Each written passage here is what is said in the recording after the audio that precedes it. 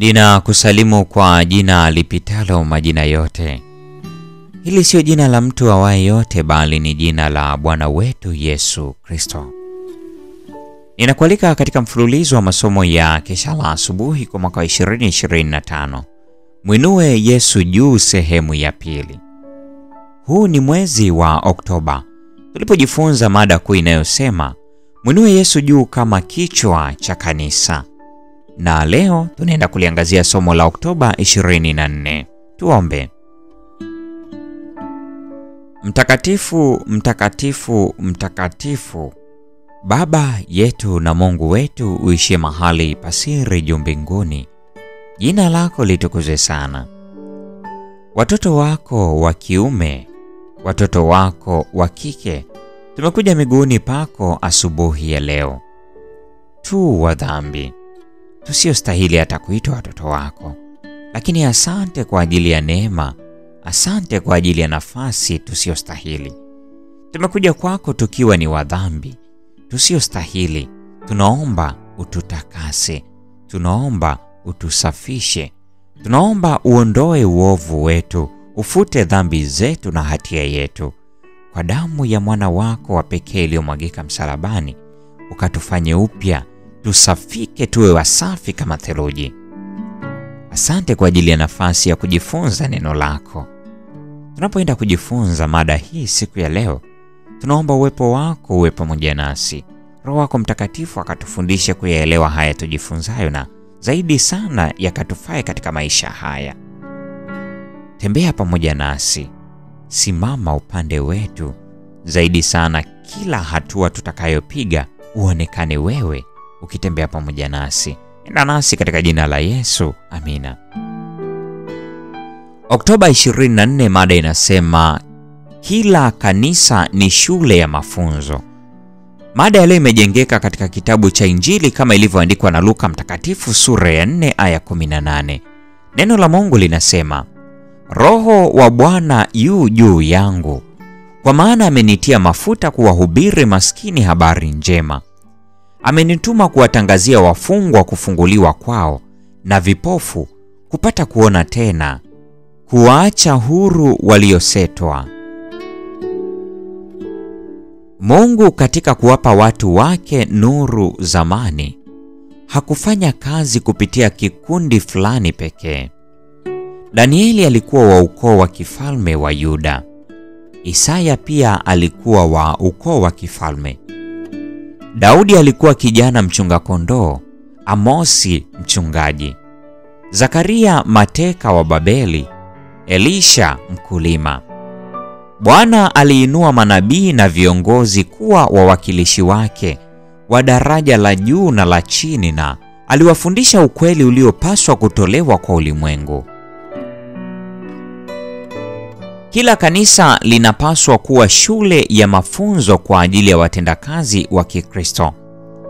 Washiriki wake wanapaswa kufundishwa jinsi ya kutoa mafunzo ya Biblia, jinsi ya kuendesha na kufundisha madarasa ya shule ya Sabato, namna nzuri ya kuwasaidia maskini na kuwajali wagonjwa, jinsi ya kufanya kazi kwa ajili ya ambao hawajaongoka. Kunapaswa kuwa na shule za afya, shule za mapishi na madarasa katika safu mbalimbali za kazi ya usaidizi wa Kikristo. Hakupaswi kuwa tu na mafundisho, bali kazi maalum chini ya wafundishaji wenye uzoefu.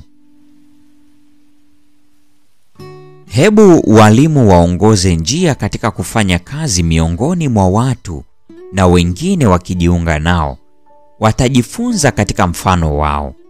Mfano mmoja ni wa muhimu mno kuliko kanuni nyingi.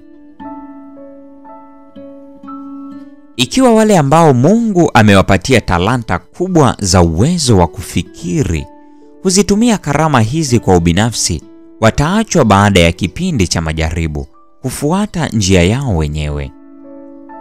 Mungu atawatumia watu ambao hawaonekani kuwa wamekirimiwa kwa vipaji vingi, ambao hawajitumainii nafsi, na atawaimarisha wadhaifu kwa sababu wanamtumaini yeye kufanya kwa ajili yao kile ambacho hawawezi kujifanyia wenyewe.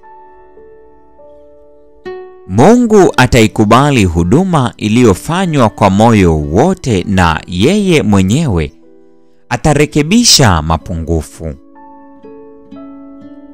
Kama ambavyo baraka zake ziliwajia mateka katika nyua za Babeli, ndivyo ambavyo anatoa hekima na maarifa kwa watendakazi wake leo. Watu waliopungukiwa na elimu ya shule, wanyonge katika nafasi ya kijamii, kwa njia ya neema ya Kristo, wakati mwingine wamefanikiwa kwa njia ya ajabu katika kuongoa roho kwa ajili yake. Siri ya mafanikio yao ilikuwa ni imani yao kwa Mungu.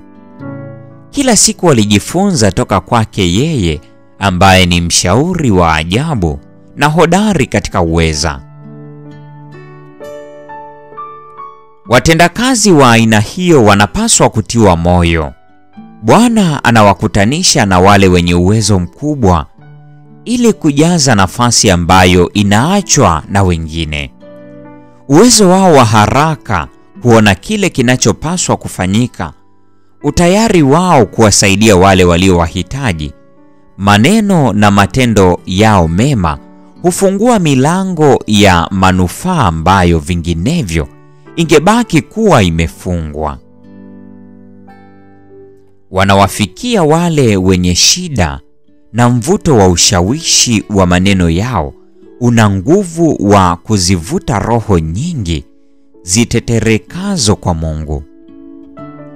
Kazi yao itaonesha kile ambacho maelfu ya wengine wanaweza kufanya. The Ministry of Healing, ukurasa 148 hadi 151. Hii ni Oktoba 24, mada ikisema kila kanisa ni shule ya mafunzo. Na kwa nukta hiyo, mpendwa mfuatiliaji wa mfululizo wa masomo haya kesha la asubuhi, ndio tunakuwa tumefikia tamati ya tafakari ya somo hili siku ya leo. Neema ya Bwana wetu Yesu Kristo, pendo la Mungu na ushirika wa Roho Mtakatifu dumu kuwa pamoja nasi sasa na hata milele. Amina. Pengine kwa maneno yako, pengine kwa matendo yako, au pengine kwa mawazo yako, umetanga mbali naye Mungu. Huenda ni baraka alizokupa Mungu, au ni ugonjwa unaokusumbua, vimesababisha we utange mbali. Rudi sasa, anakusubiri. Rudi nyumbani, rafiki, rudi nyumbani. Mwokozi anakusubiri. Rudi nyumbani, rudi nyumbani. Rafiki, rudi nyumbani. Mwokozi anakusubiri. Rudi nyumbani. Dhambi zako zijapokuwa nyekundu kama bendera, Bwana ana uwezo kuzifanya ziwe nyeupe kama theluji. Rudi nyumbani. Dhambi zako zijapokuwa nyekundu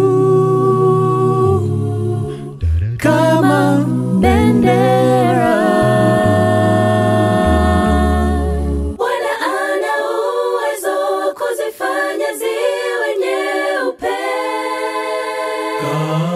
kwa theluji. Rudi nyumbani. Rudi nyumbani. Rafiki, rudi nyumbani. Mwokozi anakusubiri. Rudi nyumbani. Rudi nyumbani. Rafiki, rudi nyumbani. Mwokozi anakusubiri. Rudi nyumbani. Rudi nyumbani. Japo dhambi zako ziwe nyingi, nyumbani. Rudi.